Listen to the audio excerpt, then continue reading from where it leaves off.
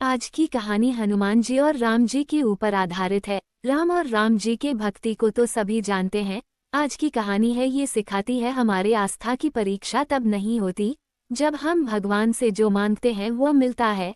आस्था की परीक्षा तब होती है जब हम भगवान से मांगे और नहीं मिलने पर भी हम भगवान पर आस्था रखें और भगवान का जाप निरंतर करते रहे, भगवान पर पूरी आस्था बनाए रखें। कभी कभी हमारे साथ यह होता है कि किसी कार्य की सफलता के लिए भगवान से निरंतर प्रार्थना करते रहते हैं और कार्य सफल हो जाने पर हम खुश हो जाते हैं, और यदि कार्य पूरा होने में समय लगता है तो हमारी आस्था धीरे धीरे कम होने लगती है। ये कहानी हमें सिखाती है कि अगर आप भगवान पर पूर्ण विश्वास करोगे और अपनी कड़ी मेहनत पर भरोसा रखोगे और धैर्य के साथ अपने कार्य में लगे रहोगे तो आपको सफलता जरूर मिलेगी। एक बार राम जी के दरबार का पूरा कार्य हनुमान जी देख रहे थे और हनुमान जी सभी कार्य को अच्छी तरह से कर रहे थे। हनुमान जी सेवा में इतने व्यस्त थे कि उनका ध्यान नहीं रहा कि प्रभु श्री राम के गुरु वशिष्ठ जी दरबार में पधारे हैं। उन्होंने सम्मान नहीं किया गुरु वशिष्ठ जी का, और इसी बात से गुरु वशिष्ठ क्रोधित हो गए और गुरु वशिष्ठ श्री राम के पास गए और जाकर कहने लगे, राम आपको दंड देना होगा जिसने मेरा अपमान किया है। तब राम जी कहने लगे, बताइए किसको दंड देना है। गुरु वशिष्ठ ने कहा कि अगर मैं नाम बता दूंगा तो तुम उसको दंड नहीं दोगे, तुम स्वयं को दंड दे दोगे। तब राम जी ने कहा नहीं, आप नाम बताए। गुरु वशिष्ठ जी बहुत क्रोध में थे और गुरु वशिष्ठ जी राम जी से कहते हैं कि तुम्हें उसे अमोघ से ही दंड देना होगा जिस अपराधी के बारे में मैं तुम्हें बता रहा हूँ।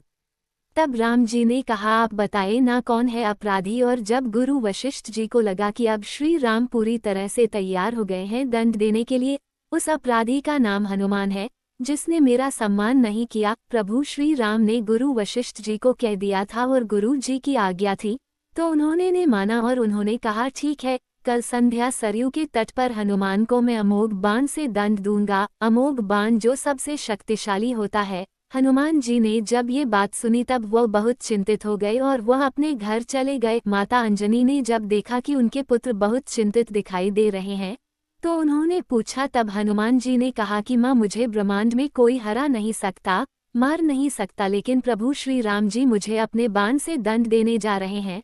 अब सब समाप्त होने वाला है। माता अंजनी ने देखा कि उनके पुत्र हनुमान चिंता में है। पवनसुत हनुमान अतुलित बल धामा, जिनके जो बल है उसकी तुलना नहीं की जा सकती। तब माता अंजनी ने भगवान हनुमान जी को याद दिलाया कि बेटा याद करो, मुझे भगवान शिव जी ने एक मंत्र दिया था जिसे मैंने तुम्हें जन्म के समय घुट्टी में मिला के पिलाया।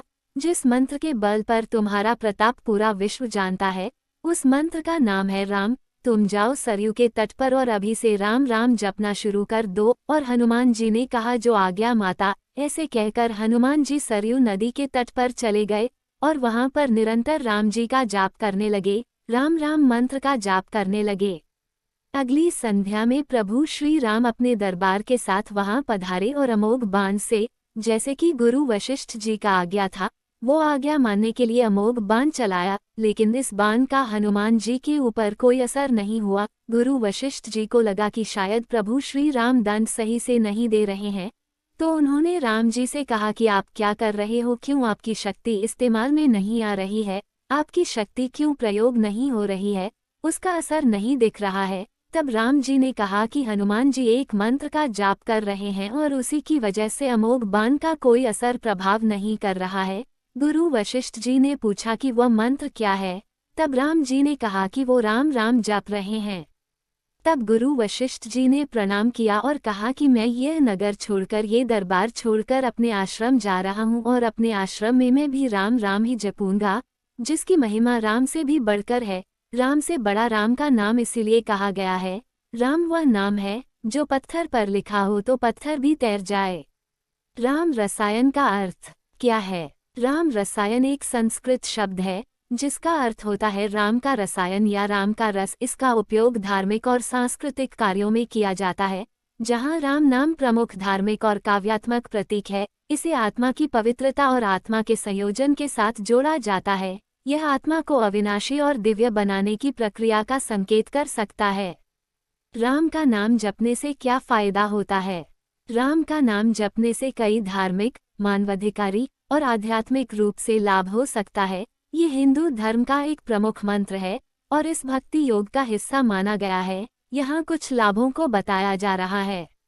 आध्यात्मिक उन्नति। राम का नाम जपने से आत्मा को शांति और संयम मिल जाती है। ये व्यक्ति क्यों आध्यात्मिक उन्नति की दिशा में मदद कर सकता है?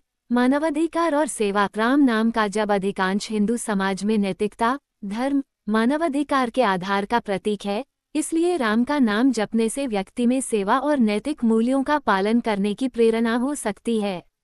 मानव संबंध। राम का नाम जपने से मानव संबंधों में सुधार हो सकता है। भक्ति और सेवा के माध्यम से व्यक्ति दूसरों की ओर समर्पित हो सकता है और सहानुभूति की भावना पैदा हो सकती है। शांति और स्थिरता। राम का नाम जपने से शांति और मानसिक स्थिरता मिल सकती है। ये चिंता और अस्तित्व से मुक्ति मिल सकती है। इन लाभों का अनुभव करने के लिए यह आवश्यक है कि राम नाम की जाप को सावधानीपूर्वक और श्रद्धापूर्वक किया जाए और यह व्यक्ति की आत्मिक और सामाजिक जीवन में सकारात्मक परिणाम